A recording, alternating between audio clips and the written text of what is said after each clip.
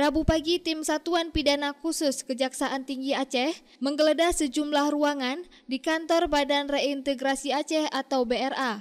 Hampir 3 jam kantor tersebut digeledah, sejumlah tumpukan berkas bersampul merah diperiksa satu persatu oleh tim penyidik.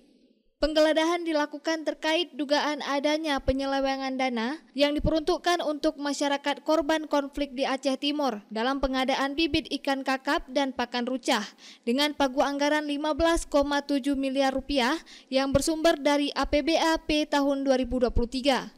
Selain menggeledah sejumlah ruangan, tim penyidik juga membawa sejumlah dokumen yang dianggap penting untuk keperluan pemeriksaan lanjutan kasus tersebut.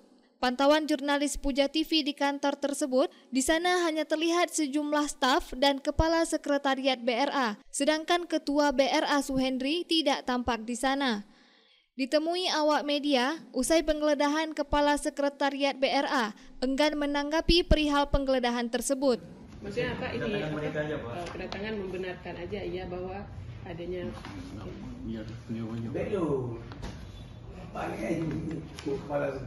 Tadi yang dibawa sama dari Kejati apa aja Pak? Yang ini Pak? Ada dibawa tadi Pak. Berkas atau ini Pak?